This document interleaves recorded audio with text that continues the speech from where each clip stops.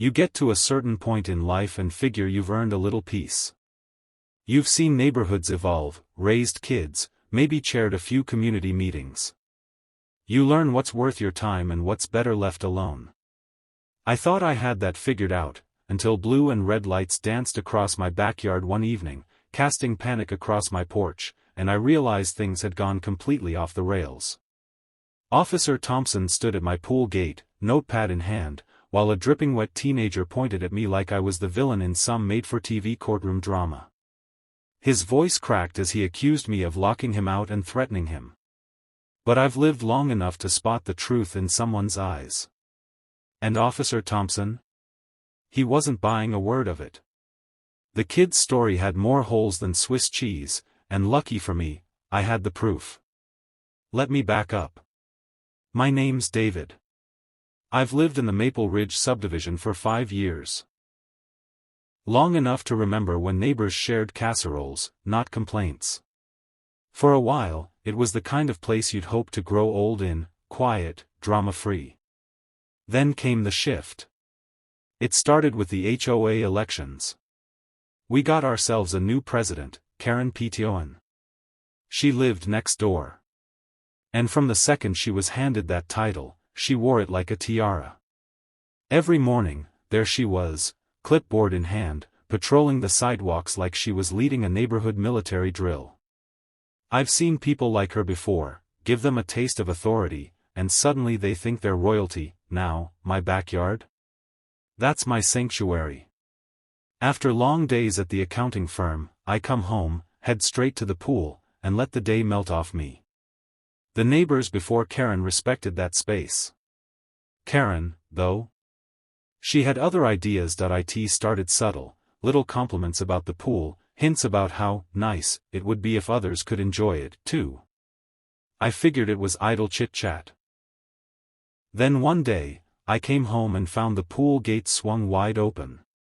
I assumed I'd forgotten to latch it, until I checked the footage from my security cameras. Because yes, I've been around long enough to know that cameras are never a bad idea. There they were. Karen's teenage son, Tyler, and 3 of his buddies, making themselves right at home in my pool. Wet towels draped over my patio chairs, soda cans floating like party decor. It looked like spring break in suburbia. Still trying to stay neighborly, I walked over and knocked on Karen's door. She greeted me with that tight-lipped smile that doesn't quite reach the eyes. I calmly explained what I saw and even showed her screenshots. She barely looked at them, then came her explanation. She said, as HOA president, she had shared access rights to exterior amenities, like my pool. I blinked. She was serious. I told her there was a big difference between common areas and private property. She told me to read the bylaws and closed the door in my face. So that night, I did. I poured a drink, dusted off my highlighters, and got to work. Article 7 was crystal clear: pools, patios, and other backyard installations were 100% homeowner property. No exceptions. The next morning, I had a keypad lock installed on the gate. State of the art. I also added a sign: private property. No trespassing. Violators will be prosecuted. Subtle? No. But necessary. Things were quiet. For a couple days. Then came Tuesday. I came home early, migraine brewing, and the moment I stepped out of the car, I heard yelling coming from the backyard. I rushed inside and out the back door, just in time to catch Tyler halfway over the fence, mid-climb, red-faced and shouting that he didn't even try to hide it. Said his mom told him he could swim whenever he wanted. When I calmly told him to get down and leave, he fired back with accusations of discrimination and HOA violations. I pulled out my phone and told him he had 10 seconds to leave or I'd call the police. He finally climbed back over, but not before yelling that I'd regret it. I figured that was the end of it. Wrong point. 20 minutes later, I was making tea when sirens pulled up out front. I looked through the window, 2 patrol cars. My stomach dropped. The lead officer introduced himself. Officer Thompson. Said they'd received a 911 call from a minor who claimed I'd threatened and illegally detained him. I was stunned.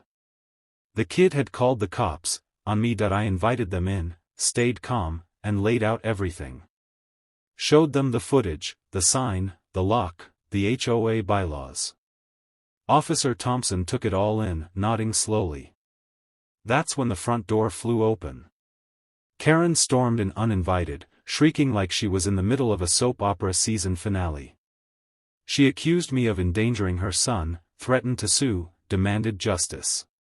Officer Thompson stayed calm. He explained what the evidence showed. Tyler had trespassed and made a false emergency call.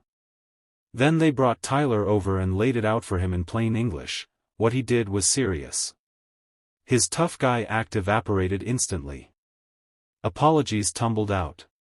He looked like he wanted to disappear. Then they turned to me. Do you want to press charges? I looked at the kid. Really looked. Just a teenager who'd made a stupid, entitled mistake. I said no. A formal warning was enough. But I made it clear, next time, there'd be no mercy. The officers logged everything. They made sure Karen and her son understood this was not a slap on the wrist.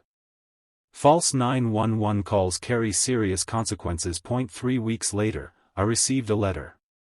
Handwritten. From Tyler. Full of awkward phrasing and shaky penmanship. Clearly supervised. But it was something. He promised not to trespass again. Karen, though, not ready to surrender. She filed a formal complaint with the HOA board, accusing me of being hostile and demanding mandatory pool access for board members. She even claimed I should be fined for installing a lock without HOA approval. The board meeting came. I was ready. Bylaws printed, police report in hand.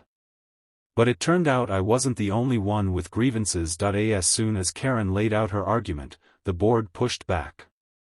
One member asked her to show where the bylaws gave her access to private pools. She couldn't. Another exposed how she tried to claim store discounts using her HOA position. Then the floodgates opened. Homeowners stood up, one after another, sharing horror stories. She demanded access to tool sheds. Tried to control garden layouts. The room turned fast.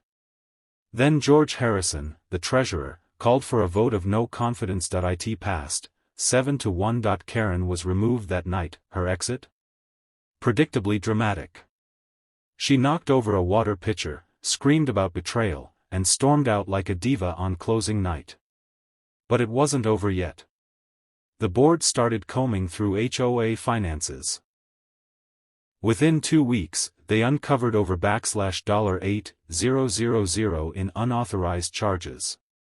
Karen had been using the HOA credit card for personal spending, calling them community expenses.